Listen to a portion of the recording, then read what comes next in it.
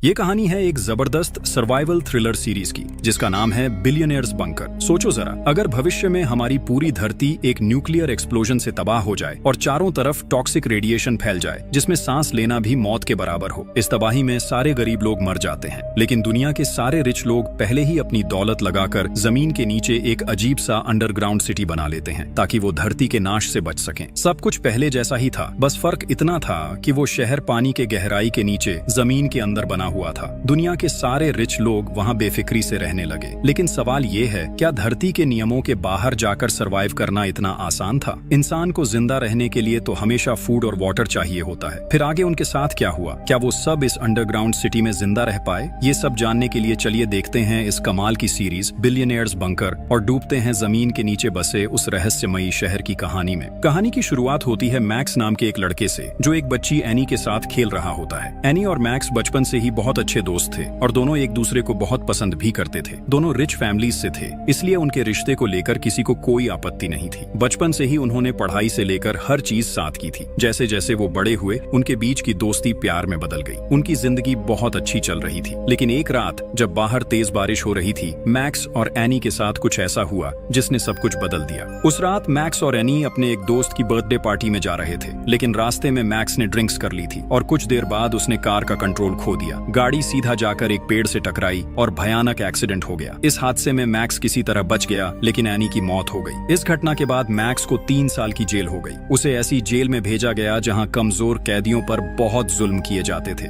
लेकिन मैक्स क्योंकि rich background से था, वो ऐसे माहौल का आदी नहीं था, इसलिए शुरुआत में उसे काफी मुश्किलें झेलनी पड़ी। खुद को बचाने के लिए मैक्स ने वहां के हर कैदी को पैसे देकर अपने पक्ष में कर लिया ताकि कोई उसे टॉर्चर न करे। लेकिन धीरे धीरे मैक्स को एहसास हुआ कि उसकी लग्जूरियस लाइफस्टाइल ही उसकी जिंदगी की सबसे बड़ी गलती थी, क्योंकि पैसों की वजह से उसने कभी कुछ खुद नहीं किया था। हर चीज पैसों से करवाई थी, यानी बिना पैसे के उसकी जिंदगी की कोई पहचान ही नहीं थी। ये बात समझ आने के बाद मैक्स ने वहां के कैदियों को पैसे देना बंद कर दिया, और जैसे ही ऐसा हुआ धीरे धीरे वहां के कैदी उसके खिलाफ हो गए। अब वो भी मैक्स पर वैसे ही टॉर्चर करने लगे जैसे बाकी कैदियों पर करते थे। वक्त बीतने के साथ ये जुल्म इतना बढ़ गया कि एक दिन उन्होंने मैक्स को वॉशिंग मशीन के अंदर बंद कर दिया। काफी देर बाद जब उसे बाहर निकाला गया तो मैक्स को लगा कि शायद आज वो मर जाएगा, लेकिन अगले ही पल उसे एहसास हुआ कि इतने टॉर्चर के बाद भी उसे कोई पेन महसूस नहीं हो रहा था। यहाँ रहते रहते जैसे उसके अंदर की सारी फीलिंग्स खत्म हो गई थी। अब उसके शरीर ने दर्द सहना सीख लिया था। ये समझकर मैक्स बहुत खुश हुआ। उसे एहसास हुआ कि अगर उसे सच में रियल लाइफ में सरवाइव करना है तो उसे एक डरे हुए इंसान की तरह नहीं, बल्कि एक सच्चे बहादुर आदमी की तरह जीना होगा। ये सोचते सोचते मैक्स ने खुद को तैयार करना शुरू कर दिया ताकि अब कोई भी कैदी उसकी तरफ हाथ उठाने की हिम्मत न करे। वो हर दिन ट्रेनिंग करने लगा और कुछ ही समय में मैक्स बेहद पावरफुल बन गया। धीरे धीरे मैक्स की फाइटिंग स्किल्स भी काफी बेहतर हो गईं। अब वो जेल के अंदर होने वाले फाइटिंग मैचेस में हिस्सा लेने लगा। वक्त के साथ उसकी स्किल्स इतनी शानदार हो गईं कि कोई भी उसके सामने लड़ने की हिम्मत नहीं करता था। इसी तरह देखते ही देखते 3 साल बीत गए। अब मैक्स जेल के अंदर बहुत फेमस हो चुका था। सब उसे जेल का सबसे बेहतरीन फाइटर मानते थे, और चूंकि अब उसके जेल में आने के 3 साल पूरे हो चुके थे,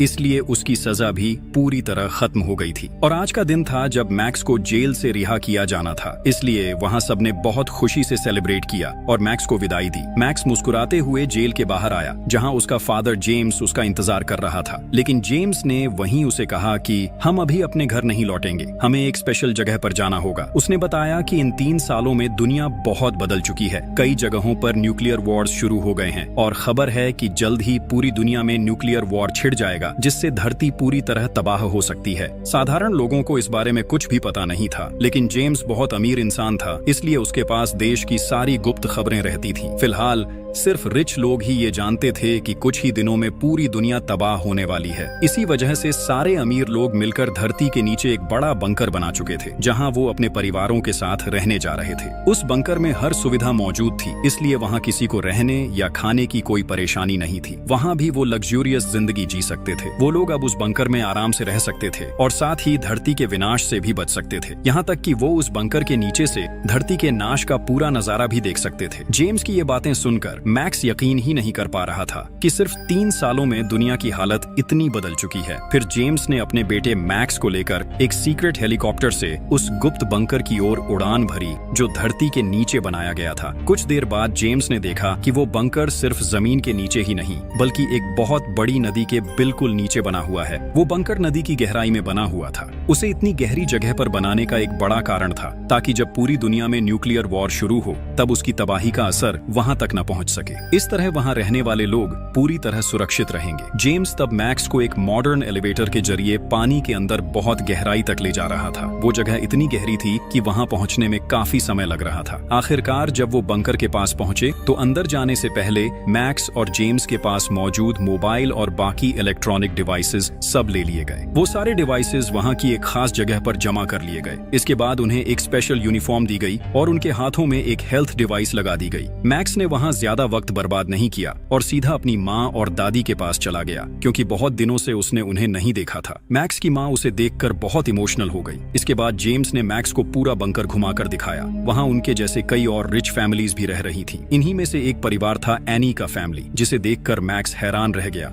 मैक्स जब एनी के पिता को देखता है तो वो तुरंत उनके पास जाकर दिल से माफी मांगता है। एनी के पिता उसे धैर्य देते हैं और कहते हैं कि उन्होंने उसे बहुत पहले ही माफ कर दिया था। इसके बाद एनी के पिता मैक्स और उसके परिवार को उसी दिन रात के डिनर पर अपने साथ इनवाइट करते हैं। उस रात दोनों फैमिलीज बहुत दिनों बाद साथ बैठकर डिनर करती हैं और माहौल बेहद खुश होता है। लेकिन वहाँ हम एनी की बहन एना को भी देखते हैं। एना अब तक मैक्स से बहुत नाराज थी क्योंकि उसी की वजह से उसकी बहन एनी की मौत हुई थी। एना उसे बहुत प्यार करती थी, इसलिए वो अपनी आंखों के सामने मैक्स को बिल्कुल बर्दाश्त नहीं कर पा रही थी। उसी समय वहां एक महिला केसी आती है जो अपने टीम के साथ मौजूद थी। दरअसल केसी ही इस पूरे बंकर की ओनर थी। सभी रिच लोग उसे पैसे देकर इस बंकर में अपने सीट्स बुक करवा चुके थे। केसी वहां मौजूद सब लोगों को अपने टीम मेंबर्स से मिलवाती है और फिर सबकी ओर देखकर कहती है, आप सब वाकई बहुत भाग्यशाली हैं क्योंकि आपको यहाँ रहने का मौका मिला है। अगर आप बहुत अमीर न होते तो इस जगह की बुकिंग करना नामुमकिन था। इसलिए आप सब शायद न्यूक्लियर वॉर में धरती के नाश के समय मर जाते, लेकिन मेरे इस बंकर की वजह से आप सब बच जाएंगे। साथ ही पूरी धरती के खत्म हो जाने के बाद भी आप यहाँ आराम से सरवाइव कर पाएंगे। केसी की इन बातों से वहाँ मौजूद सब लोग सहमत हो जाते हैं। फिर उसी रात दिखाया जाता है कि एना एक जगह एक्सरसाइज कर रही थी। तभी वहाँ मैक्स उसके पास आता है। मैक्स वहीं दिल से माफी मांगता है और कहता है, तुम भरोसा करो एना, तुम लोग एनी को जितना प्यार करते थे मैं भी उसे उतना ही प्यार करता था। हम बचपन से साथ बड़े हुए, बड़े होकर एक दूसरे से प्यार किया, तो क्या मैं कभी जानबूझकर चाहूंगा कि मेरी पसंदीदा इंसान मेरी जिंदगी से चली जाए? उस दिन की सारी घटना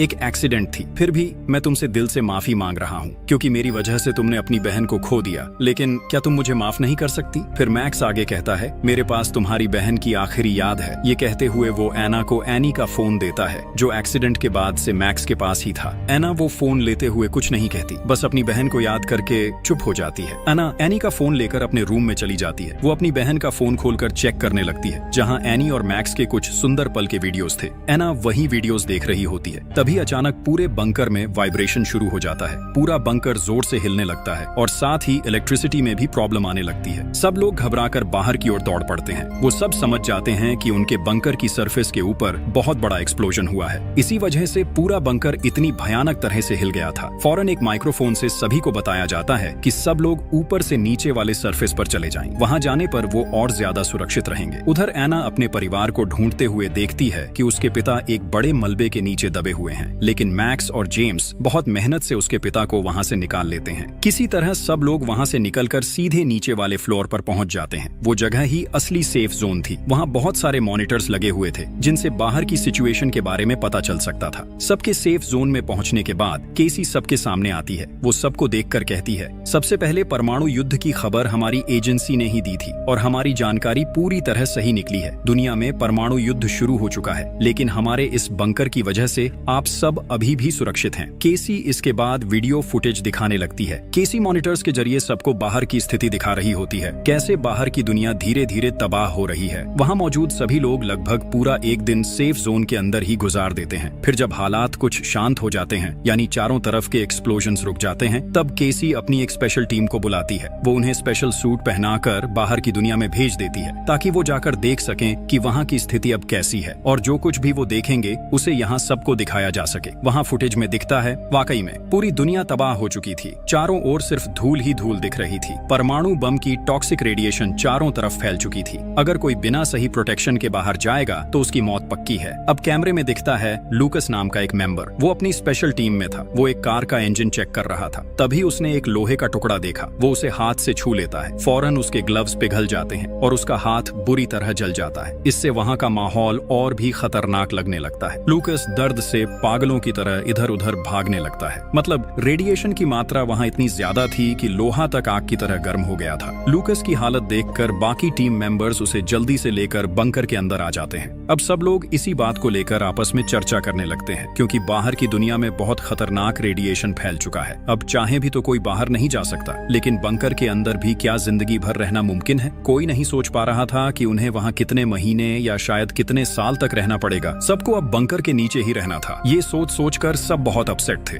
उधर केसी जो यहाँ की ओनर थी, वो अपने लोगों के साथ लूकस की हालत देखने के बहाने बाहर निकलती है, लेकिन असल में वो एक अलग जगह पर पहुंचती है जहां वो और उसकी टीम खुशी से जश्न मना रहे होते हैं। यही कहानी का सबसे बड़ा ट्विस्ट सामने आता है। असल में ये सब कुछ केसी और उसकी टीम का प्लान था। उन्होंने शहर के अमीर लोगों से पैसा ठगने के लिए ये पूरा मास्टर प्लान बनाया था। केसी और उसकी टीम चाहती थी कि वो इन अमीर लोगों को जिंदगी भर के लिए बंकर में बंद रखे ताकि बाहर की दुनिया में जो उनकी प्रॉपर्टीज हैं उन सब पर वो कब्जा कर सके, क्योंकि बंकर में आने से पहले ही उन्होंने हर एक से कुछ जरूरी पेपर्स पर साइन करवाए थे। केसी ये अच्छी तरह जानती थी कि इतने अमीर लोगों को बेवकूफ बनाना आसान नहीं होगा, इसलिए उसने अपनी पूरी टीम के साथ मिलकर एक जबरदस्त प्लान बनाया। सबसे पहले उन्होंने शहर के अमीर लोगों के बीच एक झूठी खबर फैलाई कि कुछ ही दिनों में दुनिया तबाह होने वाली है। फिर उन्होंने ये बंकर बनाया और उसके अंदर वो वहाँ कई सिमुलेशन सिस्टम्स बना लेते हैं। साथ ही उन्होंने बंकर की सरफेस पर खुद ही बॉम्ब सेट कर रखे थे ताकि वो उन बॉम्ब्स को ब्लास्ट करवाकर बंकर में दहशत पैदा कर सकें। लेकिन ये विस्फोट ऐसे तरीके से किया गया था कि किसी को ज्यादा नुकसान न हो। जो वीडियोस उन्होंने लोगों को दिखाई थी वो असल में एडवांस्ड एआई सिस्टम से बनाए गए थे और उनके इन सारे प्लान्स में वो कामयाब भी हो जाते हैं, क्योंकि अब सब लोग उनकी बात मानकर बंकर में ही रहना चाहते हैं। अब दूसरी तरफ हम एना को देखते हैं। एना जब बंकर के एक टॉयलेट में होती है तभी उसे पास वाले कमरे से एक अजीब सी आवाज सुनाई देती है। उसे लगता है जैसे कोई वहाँ गिर गया हो। एना जल्दी से बाहर निकलती है और पास वाले कमरे का दरवाजा जोर से धक्का देकर खोल देती है। अंदर जाकर वो देखती है एक लड़की खुद को खत्म करने की कोशिश कर रही है। एना ये देखकर बुरी तरह डर जाती है। वो भागकर उस लड़की को पकड़ लेती है और उसके गले में बंधी रस्सी काट देती है। किसी तरह वो उसकी जान बचा लेती है। असल में बंकर में जितने भी लोग थे वो सब अंदर ही अंदर बहुत परेशान थे। ये सब लोग अमीर थे, लेकिन अब दुनिया के तबाह हो जाने के बाद उनका सब कुछ खत्म हो चुका है। उनके घर, गाड़ियां, पैसा कुछ भी नहीं बचा। पहले बाहर की दुनिया में जिन पावर्स के साथ वो जीते थे, अब चाहकर भी वो कुछ नहीं कर सकते। वो अब बिल्कुल खाली हाथ हो गए थे। यही वजह थी कि ये लड़की ये सब सह नहीं पाई और खुद को खत्म करने की कोशिश कर रही थी। लेकिन सिर्फ वही नहीं, यहाँ के लगभग सभी लोग इस माहौल के साथ खुद को ढाल नहीं पा रहे थे। सब बहुत डिप्रेस्ड हो गए थे। अब सरफेस लगभग ठीक हो चुका था, इसलिए केसी सबको कहती है कि अब किसी को चिंता करने की जरूरत नहीं है। वो सब बंकर में आराम से सरवाइव कर सकते हैं। इसके बाद केसी अपनी टीम से मिलने जाती है। वहाँ लूकास अपने टीम मेंबर्स के साथ होता है जो उसे मेकअप करवा रहे थे ताकि बाकी लोगों को दिखाया जा सके कि बाहर जाने के बाद लूकास के साथ क्या हुआ। उधर हम जेम्स और उसकी वाइफ को देखते हैं। दोनों के बीच अब झगड़ा शुरू हो गया था। असल में जेम्स एक बहुत अमीर बिजनेसमैन था और वो हमेशा अपनी मर्जी से ही जीता था। यहाँ तक कि बाहर कई लड़कियों के साथ उसका अफेयर भी था। जेम्स की वाइफ सब कुछ जानती थी। वो जानती थी कि उसका हस्बैंड कई लड़कियों के साथ अफेयर में था, फिर भी उसने उसे कभी नहीं छोड़ा क्योंकि उसे उसके पैसे की बहुत जरूरत थी। उसी पैसे के लिए वो इतने सालों तक उसके साथ रही। लेकिन अब तो सब कुछ खत्म हो चुका था। जेम्स के पास न पैसा था न पावर। अब उसकी वाइफ के लिए भी उसकी कोई कीमत नहीं रह गई थी। वो जेम्स से साफ साफ कहती है, तुम इतने सालों में जिन जिन औरतों के साथ रहे, मैं उन सब के बारे में जानती थी। सब कुछ जानते हुए भी मैंने कभी कुछ नहीं कहा। चुपचाप तुम्हारे साथ रही। जानते हो क्यों? सिर्फ तुम्हारे पैसे के लिए। मुझे पैसों की बहुत जरूरत थी, लेकिन अब तुम्हारे पास कुछ भी नहीं है, ना पैसा ना औरतें। अब मुझे तुम्हारी कोई जरूरत नहीं है। मैं अब अपनी मर्जी से जीऊंगी, इसलिए मेरी जिंदगी में तुम रुकावट मत बनो। ये सब सुनकर जेम्स बहुत गुस्से में आ जाता है। जब उसकी वाइफ वहाँ से निकलने लगती है, जेम्स उसे डांटते डांटते उसके पीछे पीछे जाने लगता है। फिर वो बिना किसी की अनुमति लिए वहाँ मौजूद सबके हिस्से का खाना खाने लगता है। उधर जब गार्ड्स ये सब देखते हैं तो वो तुरंत वहां पहुंच जाते हैं। वो अपनी इलेक्ट्रिक गन से जेम्स को झटका देने लगते हैं, लेकिन तभी वहां मैक्स पहुंचता है। वो अकेले ही उन गार्ड से लड़ने लगता है ताकि अपने पिता को बचा सके। तभी सही समय पर केसी वहां पहुंच जाती है। वो खुद सामने आकर सबकी प्रॉब्लम सॉल्व कर देती है। दूसरी तरफ हम एना के पेरेंट्स को देखते हैं। यहाँ पता चलता है कि एना के पिता का नाम हावर्ड है। जेम्स और उसकी वाइफ की तरह हावर्ड और उसकी वाइफ के रिश्ते भी ज्यादा अच्छे नहीं थे। दोनों के बीच भी अक्सर झगड़े होते रहते थे। हावर्ड और उसकी वाइफ आपस में झगड़ रहे थे। असल में हावर्ड की वाइफ एक बहुत गरीब परिवार से थी और उम्र में हावर्ड से काफी छोटी थी, लेकिन उसने हावर्ड की दौलत और पावर देखकर उससे शादी कर ली थी। कई साल साथ रहने के बाद भी वो उसे दिल से कभी प्यार नहीं कर पाई। उधर हम मिली नाम की एक लड़की को देखते हैं। उसके पास कुछ गार्ड्स आते हैं। वो मिली से कहते हैं कि उन्हें पता चला है उसका ब्लड ग्रुप AB नेगेटिव है, इसलिए अब उन्हें उसकी बहुत जरूरत है। लूकस बहुत बीमार था। रेडिएशन की वजह से उसका शरीर बुरी तरह जल गया था, इसलिए अब मिली ही उसकी मदद कर सकती थी। असल में केसी के लोग मिली और बाकी सभी को बताते हैं कि रेडिएशन की वजह से लूकस का आधा खून खराब हो चुका है और उसे बचाने के लिए AB नेगेटिव ब्लड की जरूरत है। इसलिए वो मिली समेत 2 और लोगों को लेकर एक जगह पहुंचते हैं। फिर उन्हें लूकस के पास ले जाया जाता है। लूकस को पहले से मेकअप करा के बिल्कुल रेडी किया गया था। यहाँ तक कि उन तीनों को वहाँ लाना भी केसी और उसकी टीम की योजना का हिस्सा था। ये पूरा प्लान इसलिए बनाया गया था ताकि सब लोग अपनी आंखों से लूकस की हालत देख सके और जाकर बाकी लोगों को ये बात बताए जिससे सब डर जाए और कोई भी बाहर जाने की कोशिश न करे। मिली जब वहाँ लूकस को देखने आती है तो उसे सच में लगता है कि उसकी हालत बहुत खराब है। थोड़ी देर बाद लूकस वहीं मरने का नाटक करता है। सबको बता दिया जाता है कि लूकस मर गया है। लूकस की ऐसी हालत देखकर मिली बहुत इमोशनल हो जाती है। अब धीरे धीरे केसी और उसकी टीम का पूरा प्लान सामने आने लगता है। केसी और उसकी टीम अपने प्लान में काफी हद तक सफल हो चुकी थी। उसकी टीम में जैक नाम का एक लड़का भी था जो असल में केसी का अपना भाई था। जैक बहुत बीमार रहता था, इसलिए केसी हमेशा उसे अपने पास रखती थी। अब केसी अपनी टीम से कहती है, अब समय आ गया है हमारे प्लान के अगले स्टेप पर जाने का। वो सबको बताने लगती है कि उसने हावर्ड के बारे में सारी जानकारी कैसे जुटाई। असल में हावर्ड जिस परिवार में पैदा हुआ था वो पहले से ही बहुत अमीर फैमिली थी। बचपन के बाद धीरे धीरे हावर्ड ने अपने फैमिली बिजनेस की देखभाल शुरू कर दी थी। हावर्ड के पास पैसों की कोई कमी नहीं थी। बहुत कम समय में वो एक सफल बिजनेसमैन बन गया। धीरे धीरे उसने करीब 60 कंपनियों का मालिक बन गया। हर कंपनी से उसे इतना पैसा मिलने लगा कि उसका नाम दुनिया के 10 सबसे अमीर लोगों में शामिल हो गया। केसी अमीर लोगों से बहुत नफरत करती थी। वो बचपन से देखती आई थी कि अमीर लोग गरीबों पर कैसे जुल्म करते हैं। इसीलिए उसने खुद की एक टीम बनाई जिसमें ज्यादातर गरीब घरों के लोग थे, क्योंकि वही लोग उसकी सोच को समझ सकते थे और उसके साथ ईमानदारी से काम कर सकते थे। केसी और उसकी टीम का प्लान साफ था। वो सारे अमीर लोगों को बंकर में बंद रखेंगे और बाहर जो उनकी प्रॉपर्टी और पैसा है वो सब गरीबों में बांट देंगे, ताकि अमीर और गरीब के बीच का फर्क थोड़ा कम हो जाए और गरीब लोगों को अब कभी छोटा महसूस न करना पड़े। केसी को पता था कि अगर वो दुनिया के खत्म होने का प्लान बनाएगी तो अमीर लोग कभी गरीबों के बारे में नहीं सोचेंगे। वो सिर्फ अपने आप को बचाने की कोशिश करेंगे। इसलिए केसी और उसकी टीम ने सबसे पहले हावर्ड को निशाना बनाया। उनका प्लान था कि हावर्ड की सारी प्रॉपर्टी और पैसा गरीब लोगों में बांट दिया जाए। अब उन्हें ये पता लगाना था कि हावर्ड का पैसा कहाँ कहाँ रखा है, तो उन्होंने उसी के हिसाब से अपना काम शुरू कर दिया। केसी सबको बुलाकर कहती है, दुनिया अब पूरी तरह खत्म हो चुकी है। हमारे पास अब बहुत कम खाना और पानी बचा है, लेकिन कल रात जेम्स ने बिना किसी की अनुमति के सबके हिस्से का खाना खुद ही खा लिया। इसलिए अब से सबको थोड़ा थोड़ा खाना मिलेगा, वरना बहुत जल्दी हमारा सारा स्टॉक खत्म हो जाएगा। असल में केसी ये बातें इसलिए कह रही थी ताकि सब लोग सिचुएशन को और ज्यादा सीरियस समझें। वो चाहती थी कि सबको सच में लगे कि दुनिया तबाह हो चुकी है और अब उन्हें अपने खाने पानी को लेकर बहुत सावधानी से जीना होगा। अब वो सबके सामने मैक्स पर चिल्लाने लगती है। वो उसे गालियां देती है क्योंकि मैक्स ने पिछली रात गार्ड्स पर हाथ उठाया था। उसने गार्ड्स को मारकर उनसे एक शॉटगन छीन ली थी जिससे इलेक्ट्रिक शॉक दिया जा सकता था। केसी गुस्से में मैक्स से कहती है, वो गन तुरंत वापस कर दो। फिर सीन बदलता है। हम केसी और उसकी टीम को देखते हैं जो सबको कैद करने से पहले प्लान बना रहे थे। उनका प्लान ऐसा बनाया गया था कि जब इन अमीर लोगों को यहाँ लाया जाए तो उनके गायब होने के बाद भी किसी को इस बात का शक न हो। असल में बंकर में बंद करने से पहले केसी और उसकी टीम ने हर व्यक्ति का एक एक AI क्लोन तैयार कर लिया था, वो भी बहुत एडवांस टेक्नोलॉजी से। जब ये लोग बंकर में आए तो उनसे उनके मोबाइल फोन्स और बाकी डिवाइसेस ले लिए गए। असल में वही मोबाइल्स उनका असली हथियार थे, क्योंकि उन्हीं फोन्स में सबके उनके सोशल मीडिया अकाउंट्स मौजूद थे। अब केसी की टीम उन्हीं अकाउंट्स को इस्तेमाल करके बाहर की दुनिया में ये दिखा रही थी कि सब लोग अभी भी जिंदा हैं और नॉर्मल लाइफ जी रहे हैं। वो लोग लगातार हर किसी का एआई वीडियो बनाते रहे और वो वीडियो रोज सोशल मीडिया पर अपलोड किए जाते थे। लोगों को दिखाने के लिए कहा जाता था कि वो सब वेकेशन पर हैं, कि वो अपने परिवार के साथ अच्छा वक्त बिता रहे हैं। लोगों से कहा गया,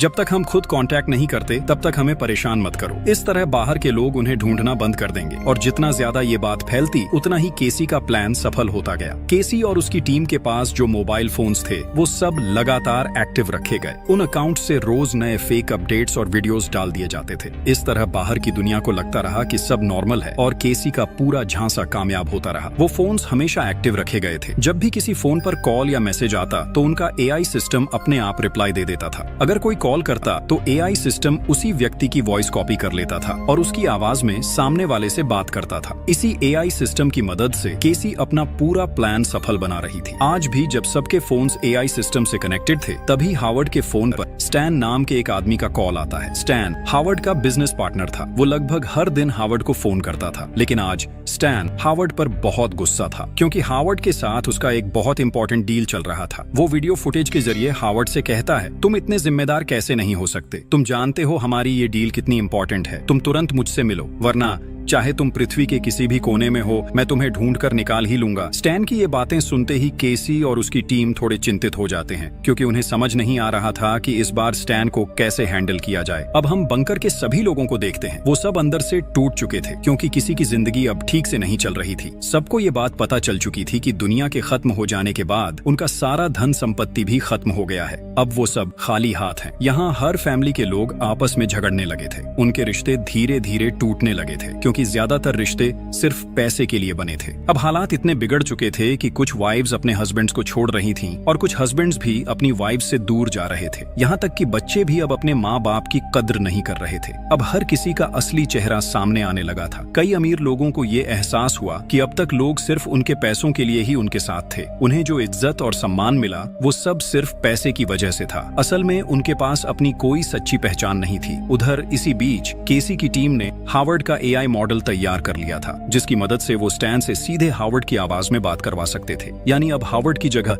एआई ही बात करेगा। तो वो लोग अपना सिस्टम चालू करते हैं और स्टैन को वीडियो कॉल करते हैं। फिर हावर्ड का एआई मॉडल एक्टिवेट कर दिया जाता है। इसके बाद वो एआई मॉडल स्टैन से बात करना शुरू करता है। अब केसी की टीम एआई के जरिए स्टैन से बातचीत करती है और उन्हें पता चलता है कि कुछ महीने पहले स्टैन और हावर्ड ने एक पार्टी में बहुत बड़ा प्लान बनाया था। दोनों ने तय किया था कि उनके पास जितना भी ब्लैक मनी है उसे इस्तेमाल करके वो एक बहुत बड़ी कंपनी खोलेंगे और उनका वो प्लान पूरी तरह तैयार भी हो चुका था। लेकिन तभी अचानक हावर्ड गायब हो गया। इसी वजह से स्टैन उसे बार बार फोन कर रहा था। केसी ने हावर्ड के एआई मॉडल के जरिए चालाकी से स्टैन से ये भी पता लगा लिया कि जिस ब्लैक मनी की बात वो कर रहे थे वो दरअसल कहाँ रखी है। उन्हें पता चलता है कि वो पैसा हावर्ड के घर के एक सीक्रेट जगह पर छुपा हुआ है जिसे एक पासवर्ड से खोला जा सकता है, लेकिन वो पासवर्ड सिर्फ असली हावर्ड को ही पता है। अब केसी अपनी पूरी टीम के साथ प्लान बनाती है कि किसी भी तरह उन्हें वो पासवर्ड पता लगाना ही होगा। अब उनका प्लान साफ था। वो अपनी बातों में फंसाकर हावर्ड से उसका सीक्रेट पासवर्ड निकलवाएंगे। फिर उसी पासवर्ड का इस्तेमाल करके हावर्ड और स्टैन के सारे ब्लैक मनी पर कब्जा कर लेंगे और उस पैसे को बांटकर गरीब लोगों में दे देंगे। इसके बाद केसी एक जगह अकेली बैठी होती है, थोड़ी उदास। वो अपने बचपन की बातें सोच रही होती है। जब केसी सिर्फ 12 साल की थी वो अपने भाई जैक के साथ एक स्कूल में पढ़ती थी। उस स्कूल के ज्यादातर बच्चे अमीर घरों के थे, लेकिन जब केसी अपने भाई जैक के साथ वहां जाती तो वो अमीर बच्चे हमेशा उन्हें चिढ़ाते थे, उन्हें छोटे लोग कहकर नीचा दिखाते थे। वो दोनों भाई बहन को हमेशा गरीब कहकर अपमानित करते थे। हालांकि केसी और उसका भाई जैक बहुत टैलेंटेड स्टूडेंट्स थे, लेकिन गरीब होने की वजह से उनकी मेहनत और हुनर की कभी कद्र नहीं हुई। ऊपर से उनके पिता की आर्थिक हालत भी बहुत खराब थी। एक दिन केसी की माँ एक छोटा सा खत लिखकर उसे और जैक को छोड़कर चली गई। उनके पिता पहले से ही नशे के आदी थे, इसलिए उस दिन के बाद केसी और जैक के पास कोई नहीं बचा। वो दोनों सिर्फ एक दूसरे का सहारा बनकर बड़े हुए। कम उम्र में ही उन्हें ये समझ आ गया था कि उनका भविष्य कोई और नहीं बनाएगा, उन्हें खुद ही अपने लिए रास्ता बनाना होगा। इसलिए उसी वक्त से दोनों भाई बहन ने कड़ी मेहनत शुरू कर दी। वो अपनी पढ़ाई में और ज्यादा ध्यान देने लगे। धीरे धीरे दोनों ने कई डिग्रीज हासिल कर ली। फिर एक समय आया जब दोनों ने मिलकर काफी रिसर्च की और अपना खुद का AI आर्टिफिशियल इंटेलिजेंस सिस्टम बना लिया। तब उन्हें लगा कि अब वो अपनी जिंदगी में कुछ बड़ा कर पाएंगे। लेकिन बहुत जल्द उन्हें एहसास हुआ कि इस दुनिया में पैसे और पावर के बिना कुछ भी हासिल नहीं किया जा सकता। उन्होंने भले ही सबसे एडवांस्ड AI मॉडल बना लिया था, उनके पास पैसे नहीं थे, इसलिए वो अपने AI को मार्केट में लॉन्च नहीं कर पा रहे थे और न ही लोगों के सामने अपना काम दिखा पा रहे थे। इसलिए उन्होंने कई कंपनियों से फंड मांगा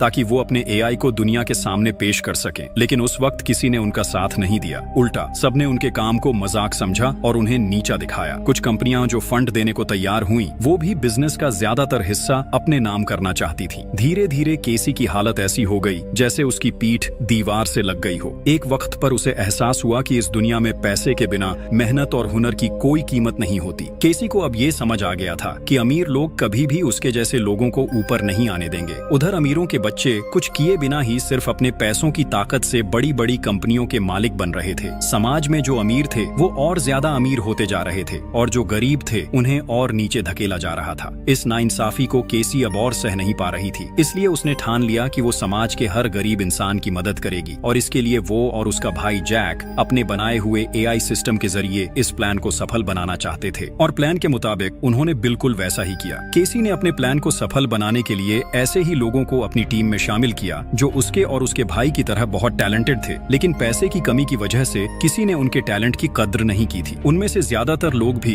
अपनी जिंदगी में कभी न कभी किसी अमीर इंसान द्वारा अपमानित हुए थे। इसी तरह केसी ने अब तक अपना पूरा प्लान चलाया। अब हम केसी को फिर से देखते हैं। वो अपनी टीम से कहती है, मेरे दिमाग में एक आइडिया आया है। मुझे अब समझ में आ गया है कि मैं हावर्ड से उसका पासवर्ड कैसे निकलवा सकती हूँ। केसी अब जान चुकी थी कि हावर्ड से पासवर्ड कैसे निकलवाना है। उसने तय किया कि वो हावर्ड को वही देगी जिसकी उसे सबसे ज्यादा जरूरत है, अटेंशन और केयर की। क्योंकि बंकर में आने के बाद से हावर्ड सबके लिए एक नजरअंदाज किया हुआ इंसान बन गया था। अब अगर कोई उसकी परवाह करे तो वो उसे जरूर अहमियत देगा। इसलिए केसी अपनी टीम की एक मेंबर को हावर्ड के पास भेजती है। उस लड़की का नाम था इंग्रिड। इंग्रिड हावर्ड से बहुत अच्छे से पेश आने लगती है। वो उसकी बातों में इंटरेस्ट दिखाती है और धीरे धीरे उसे अपनी तरफ आकर्षित करने लगती है। थोड़े ही समय में हावर्ड और इंग्रिड के बीच एक अच्छी दोस्ती हो जाती है। हावर्ड और इंग्रिड अब एक दूसरे के साथ वक्त बिताने लगे थे क्योंकि अब हावर्ड के पास बात करने के लिए कोई नहीं था। एक दिन इंग्रिड हावर्ड से कहती है, अगर तुम चाहो तो हम दोनों एक गेम खेल सकते हैं, इससे हमारा बोरिंग वक्त थोड़ा अच्छा गुजरेगा। हावर्ड उसकी बात मान जाता है। फिर इंग्रिड मुस्कुराते हुए कहती है, चलो हम दोनों एक दूसरे को अपने सीक्रेट्स बताएंगे। बातों बातों में इंग्रिड बताने लगती है कि उसके भी कुछ सीक्रेट लॉकर्स थे जहां उसने अपनी जिंदगी की सबसे कीमती चीजें रखी थी, लेकिन दुनिया के खत्म होने के बाद वो सब शायद नष्ट हो चुके हैं। इंग्रिड उससे पूछती है, तुम्हारे लॉकर के पासवर्ड्स क्या थे? फिर वह बनावट की बातें करके धीरे धीरे अपने लॉकर्स के पासवर्ड्स बताती है। बातों बातों में हावर्ड भी इंग्रिड पर भरोसा कर बैठता है। वो धीरे धीरे अपने सीक्रेट पासवर्ड सब बता देता है। और सिर्फ इतना ही नहीं, अब क्योंकि हावर्ड के पास कुछ भी बचा नहीं था, वो इंग्रिड को अपने बैंक और जहां जहां पैसा रखा था उन सब जगहों के डिटेल्ड पासवर्ड्स भी बता देता है। इसके बाद केसी का पूरा प्लान पूरी तरह कामयाब हो जाता है। अगले दिन केसी और उसकी टीम हावर्ड के AI कैरेक्टर का इस्तेमाल करके वो फिर से स्टैन को फोन करते हैं। वो स्टैन से कहता है, मैं अभी देश से बहुत दूर हूँ, फिर भी मैं तुम्हें बता रहा हूँ कि हमने अपना ब्लैक मनी कहाँ रखा है। ये रहे उन जगहों के पासवर्ड्स, तुम वहाँ से सारा पैसा निकाल लो और उस पैसे से कोई स्टार्टअप कंपनी शुरू कर दो क्योंकि मेरे लौटने में बहुत देर हो जाएगी। इसी बीच केसी हावर्ड के AI कैरेक्टर के जरिए स्टैन को और एक बात बहुत साफ तरीके से बता देती है, तुम खुद से कोई कंपनी मत खरीद लेना, मैं जो कंपनी का नाम बताऊंगा वही खरीद लेना। असल में ये भी केसी और उसकी टीम का एक बड़ा चालाकी भरा प्लान था। उनका मकसद था स्टैन को इस तरह मैनिपुलेट करना कि वो वही कंपनी खरीदे जिनका फैसला केसी कर चुकी है। केसी ने स्टैन को जिस कंपनी को खरीदने के लिए कहा था वो दरअसल उनकी बनाई हुई एक फेक कंपनी थी। जैसे ही स्टैन और हावर्ड का पैसा उस कंपनी में लगाया जाता, केसी और उसकी टीम चालाकी से वो सारा पैसा अपने कब्जे में ले लेते। इसी तरह सबसे पहले उन्होंने हावर्ड का पैसा हड़प लिया और फिर धीरे धीरे बंकर में मौजूद बाकी सारे अमीर लोगों का पैसा भी चुपचाप अपने कंट्रोल में लेने लगे। उधर अब हम मैक्स को देखते हैं। उसे यहाँ की हर चीज कुछ अजीब लगने लगी थी। खासकर सबके हाथों में जो ब्रेसलेट्स थे उन्हीं पर उसे शक हो रहा था, क्योंकि जब उन्हें ये ब्रेसलेट्स दिए गए थे तो कहा गया था कि ये उनकी सेफ्टी के लिए हैं। कहा गया था कि ये ब्रेसलेट्स उनकी हेल्थ कंडीशन बताने के लिए हैं। लेकिन जब मैक्स ने ध्यान से अपना ब्रेसलेट देखा तो उसे उसके अंदर एक छोटा सा माइक्रोफोन नजर आया। यानी उसी माइक्रोफोन के जरिए केसी और उसकी टीम उनकी सारी बातें सुन रही थी। ये देखकर मैक्स को बहुत शक होने लगा, इसलिए इसलिए उसने तय किया कि वो बंकर के बारे में और जानकारी निकालेगा। लेकिन वो ये काम अकेले नहीं कर सकता था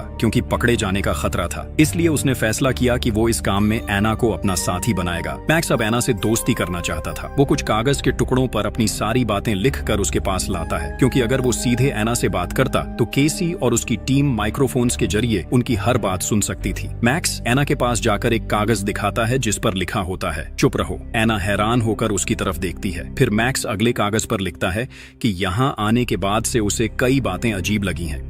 वो ये भी बताता है कि जो ब्रेसलेट उन्हें हेल्थ डिवाइस के नाम पर दिया गया था उसके अंदर असल में एक माइक्रोफोन लगा है। मैक्स एना को बताता है कि उनकी हर बातचीत सुनी जा रही है। फिर वो ये भी कहता है, यहाँ कोई भी ये बात पक्के तौर पर नहीं कह सकता कि सच में दुनिया में परमाणु युद्ध हुआ है या पूरी दुनिया तबाह हो चुकी है। जो कुछ भी हम देख रहे हैं वो सब हमें केसी और उसकी टीम ही दिखा रही है। ऐसा भी तो हो सकता है कि वो हमें धोखा दे रहे हों। मैक्स कहता है कि अगर सच जानना है तो उन्हें बहुत सोच समझकर प्लान बनाना होगा। इसके लिए उसे एना की मदद की जरूरत है। फिर मैक्स एना से कहता है, तुम्हें अब मेरे साथ प्यार का नाटक करना होगा ताकि किसी को हम पर शक न हो। केसी और उसकी टीम को अब लगने लगा कि मैक्स और एना के बीच कुछ चल रहा है। उनकी पूरी टीम दोनों पर नजर रख रही थी, लेकिन वो समझ नहीं पा रहे थे कि ये दोनों आखिर किस बात पर चर्चा कर रहे हैं। उन्हें सिर्फ एक बात पर शक हुआ। कल तक एना मैक्स को देखना भी पसंद नहीं करती थी, क्योंकि उसी की वजह से उसकी प्यारी बहन एनी की मौत हुई थी। और अब अचानक वो दोनों इतने करीब कैसे आ गए। उधर मैक्स एना से कहता है, हमें सबसे पहले इस बंकर के सिस्टम और इलेक्ट्रिसिटी लाइंस को बंद करना होगा। मैक्स ने एक प्लान बनाया ताकि पूरा बंकर अंधेरे में डूब जाए। अंधेरे का फायदा उठाकर वो दोनों बाहर जाकर देख सकें कि सच में दुनिया तबाह हुई है या नहीं। लेकिन बाहर जाना बहुत रिस्की था, इसलिए उनके पास सेफ्टी सूट होना जरूरी था। मैक्स ने अना को काम दिया कि जब सब कुछ अंधेरा हो जाए तो वो 2 सेफ्टी सूट चुरा कर ले आए। तब तक मैक्स बंकर के सिस्टम रूम को ढूंढ लेगा। इसके बाद अपने अगले प्लान के लिए उसने अना को अपने रूम में बुला लिया। मैक्स वहां जाकर बहुत जोर से रोमांटिक म्यूजिक प्ले कर देता है ताकि वो बिना झिझक अपने प्लान के बारे में खुलकर बात कर सकें। मैक्स और आना सोचते हैं कि जल्दी ही वो इंटीमेट हो सकते हैं, इसलिए केसी की टीम उन पर ज्यादा ध्यान नहीं देगी। इसी बीच मैक्स आना को अपने कमरे में दिखाता है कि वहाँ एक सीक्रेट एग्जिट गेट है, यानी अब उन्हें बंकर के अंदर एक डिस्ट्रैक्शन बनानी होगी ताकि सारे गार्ड्स दरवाजों से हट जाएं। उनके पास एक आइडिया था। एना मैक्स से कहती है कि वो कभी केमिस्ट्री की स्टूडेंट थी। उसके पास अब कुछ केमिकल्स हैं जिनसे वो एक छोटी बॉम्ब बना सकती है और उस बॉम्ब से शायद वो डिस्ट्रैक्शन बना पाएगी। दूसरी तरफ केसी हावर्ड के एआई मॉडल ने स्टैन को कुछ कहा। स्टैन उसी बात पर सीधे बैंक जाकर उस कंपनी को देखने चला गया, लेकिन कंपनी देखकर उसे अच्छा महसूस नहीं हुआ, इसलिए उसने हावर्ड को वीडियो कॉल कर बताया कि कंपनी उसे ज्यादा पसंद नहीं आई। स्टैन की बात सुनकर केसी अपने प्लान के मुताबिक उस कंपनी में अपनी टीम मेंबर लूकस को भेजती है। वो लूकस को हावर्ड से भी बड़ा इन्वेस्टर बनाकर पेश करती है। लूकस वही व्यक्ति था जिसने पहले रेडिएशन से झुलस कर मरने का नाटक किया था। अब केसी लूकस से कहती है कि स्टैन के सामने कंपनी की रेट और शेयर्स बढ़ा चढ़ा कर दिखाए, ताकि स्टैन सोचे कि कंपनी की कीमत बहुत ज्यादा है और लालच में आकर उसे खरीदना चाहेगा, क्योंकि बाद में उसे इस कंपनी से बहुत प्रॉफिट मिलने वाला है। अना अपनी प्लान पर काम करने लगती है। दूसरी तरफ मैक्स काफी खोजबीन के बाद बंकर का कंट्रोल रूम ढूंढ लेता है और वहां का सिस्टम बंद कर देता है। इससे तुरंत हावर्ड का एआई मॉडल भी बंद हो जाता है और स्टैन के साथ उसकी वीडियो कॉल भी कट जाती है। अब स्टैन समझ नहीं पा रहा था कि उसे उस कंपनी को खरीदना चाहिए या नहीं। कुछ देर बाद मैक्स और आना अपने प्लान के मुताबिक सारे सिस्टम्स फिर से चालू कर देते हैं, क्योंकि उनका प्लान पूरा हो चुका था। सभी सिस्टम्स के दोबारा एक्टिवेट होते ही केसी हावर्ड के एआई मॉडल के जरिए फिर से स्टैन से संपर्क करती है, क्योंकि तब तक स्टैन कंपनी खरीदे बिना वापस लौट रहा था। अब केसी हावर्ड के एआई मॉडल के जरिए स्टैन से कहती है, तुम मुझ पर पूरा भरोसा कर सकते हो, जल्दी से कंपनी खरीद लो, मैं तो तुम्हारे साथ ही हूँ। हावर्ड की बात सुनकर स्टैन आखिरकार कंपनी खरीदने का फैसला कर लेता है। उधर मैक्स और आना ने अपना बॉम्ब सेट कर लिया था। अब वो दोनों उसके फटने का इंतजार कर रहे थे, क्योंकि बॉम्ब फटते ही गार्ड्स का ध्यान भटक जाएगा और तभी उन्हें बाहर निकलने का मौका मिलेगा। वहाँ आना और मैक्स एक दूसरे के बहुत करीब थे। आना को देखकर मैक्स बहुत इमोशनल हो गया। मैक्स को आना में अपनी गर्लफ्रेंड एनी की झलक दिख रही थी। वो आना से कहता है, जानती हो आना, मैं तुम्हारी बहन एनी को अपनी जिंदगी से भी ज्यादा प्यार करता था और आज भी करता हूँ। शायद चाहकर भी मैं उसे कभी नहीं भूल पाऊँ। जब भी मैं तुम्हें देखता हूँ मुझे एनी की याद आने लगती है। तुम्हारे अंदर मैं उसी को देखता हूँ। तुम पास होती हो तो लगता है जैसे एनी मेरे पास ही है। मैक्स की ये बातें सुनकर आना समझ जाती है कि शायद मैक्स उसे अपने दिल की बात बताना चाहता है। हालांकि एना पहले ही मैक्स को माफ कर चुकी थी, लेकिन फिर भी एना अपने बहन के बॉयफ्रेंड के साथ किसी भी रिलेशनशिप में नहीं जा सकती थी। इसलिए उसने मैक्स को साफ साफ कह दिया कि अगर उसके मन में कुछ और है तो उसे अब भी वहीं खत्म कर दे। उधर केसी और उसकी टीम का ध्यान अब पूरी तरह स्टैन पर था, इसलिए वो मैक्स और आना की तरफ ज्यादा ध्यान नहीं दे रहे थे। अब केसी स्टैन को बैंकॉक में रोकने के लिए अपनी एक और साथी इंग्रिड का इस्तेमाल करती है। इसी इंग्रिड के जरिए उसने हार्वर्ड से उस कंपनी के सारे कोर्ट डॉक्यूमेंट्स और डिटेल्स हासिल की थी। प्लान के मुताबिक इंग्रिड अब स्टैन से दोस्ती करके उसके करीब आने लगती है। इंग्रिड के माता पिता उसे छोड़कर विदेश जा रहे थे, जो दरअसल उनके प्लान का ही हिस्सा था। जब स्टैन को ये बात पता चलती है तो वो इंग्रिड की खूबसूरती से प्रभावित होकर कहता है कि वो उसका ख्याल रखेगा। स्टैन फिर इंग्रिड के साथ ड्रिंक्स लेकर पार्टी करने लगता है। प्लान के मुताबिक इंग्रिड अब स्टैन के बहुत करीब आ जाती है। वो स्टैन से कहती है कि जिस कंपनी को वो खरीदने जा रहा है वो बहुत अच्छी कंपनी है, इसलिए उसे देर नहीं करनी चाहिए। अगर वो देर करेगा तो कोई और उस कंपनी को खरीद सकता है। स्टैन ये सुनकर और देर नहीं करता और तुरंत पैसे ट्रांसफर करने की तैयारी करने लगता है। स्टैन जैसे ही पैसे भेजने वाला होता है, थोड़ी देर बाद दिखता है कि सारे पैसे केसी के अकाउंट में पहुंच गए हैं, यानी उनका प्लान पूरी तरह सक्सेसफुल हो गया था। लेकिन उसी वक्त एना और मैक्स द्वारा सेट किया गया बॉम्ब अचानक ब्लास्ट हो जाता है। पूरा बंकर हड़कंप में आ जाता है। हर कोई डरकर अपनी जान बचाने के लिए इधर उधर भागने लगता है। यहाँ तक कि गार्ड्स भी अंदर चेक करने पहुंच जाते हैं। इस अफरा तफरी का फायदा उठाकर मैक्स और आना पीछे मौजूद सीक्रेट एग्जिट गेट से वहां से निकल जाते हैं। स्टैन बहुत रिलैक्स था। कंपनी खरीदने के बाद वो अपने प्राइवेट जेट से घर लौट रहा था, लेकिन तभी उसकी नजर एक पोस्टर पर पड़ती है। उसमें इंग्रिड की मां की तस्वीर थी, जो असल में थाईलैंड की बहुत बड़ी एक्ट्रेस थी। स्टैन को याद आता है कि इंग्रिड ने उसे बताया था कि उसके माता पिता दोनों बिजनेसमैन हैं। अब स्टैन सब समझ जाता है। उसे एहसास होता है कि उसके साथ एक बड़ा स्कैम हुआ है। वो तुरंत इंग्रिड के सोशल मीडिया अकाउंट्स चेक करने लगता है, लेकिन अब इंग्रिड के सारे अकाउंट्स डिसेबल हो चुके थे। स्टैन अब बिल्कुल भी समय बर्बाद नहीं करता और सीधा उसी कंपनी में पहुंच जाता है। लेकिन वहां पहुंचकर वो देखता है कि कंपनी में तो अब कोई भी नहीं है। ये सब देखकर स्टैन पूरी तरह हैरान रह जाता है। उसे समझ नहीं आता कि अब क्या करे। वो तुरंत हार्वर्ड को वीडियो कॉल करता है और उससे कुछ प्राइवेट सवाल पूछता है, जैसे कि वो दोनों साथ में कहां घूमने गए थे, क्या क्या किया था और वो किस कॉलेज में पढ़ता था। लेकिन इस बार हार्वर्ड किसी भी सवाल का जवाब नहीं दे पाता। कुछ ही देर में स्टैन को एहसास हो जाता है कि जिस हार्वर्ड पर वो इतने दिन से भरोसा कर रहा था वो असली हार्वर्ड नहीं है। स्टैन को अब पूरी सच्चाई समझ आ जाती है। जिससे वो इतने दिन बात कर रहा था वो असली हार्वर्ड नहीं बल्कि उसका एक एआई कैरेक्टर था। उसी एआई का इस्तेमाल करके स्कैमर्स ने उसे पूरी तरह बर्बाद कर दिया था। उधर केसी और उसकी टीम का पहला मिशन पूरी तरह सक्सेसफुल हो चुका था। उन्होंने हार्वर्ड और उसके दोस्त दोनों के पैसे हड़प लिए थे। अब उनका अगला लक्ष्य था धीरे धीरे बाकी सभी मेंबर्स को भी ऐसे ही ट्रैप में फंसाना। इसलिए वो लोग अपने अगले प्लान की तैयारी करने लगते हैं। वहीं दूसरी तरफ एना और मैक्स तब तक सेफ्टी सूट पहनकर बंकर के मेन डोर तक पहुंच चुके थे। अब वो दोनों आखिरकार जानने वाले थे कि दुनिया सच में ठीक है या सब कुछ खत्म हो चुका है। अब सब कुछ साफ हो चुका था। केसी और उसकी टीम ने उनके साथ बड़ा स्कैम किया था। अब मैक्स और आना को पूरा यकीन था कि वो लोग केसी के खिलाफ कार्रवाई कर पाएंगे और सब अपने नॉर्मल लाइफ में वापस लौट सकेंगे। ये सोचते हुए मैक्स धीरे धीरे बंकर का दरवाजा खोलता है। जैसे ही दरवाजा खुलता है सूरज की शुद्ध रोशनी उसके चेहरे पर पड़ती है। मैक्स हैरानी से बाहर की तरफ देखता रहता है, क्योंकि बहुत लंबे समय बाद उसने बाहरी दुनिया की रोशनी देखी थी। और इसी थ्रिलिंग एंडिंग के साथ कहानी यहीं खत्म हो जाती है।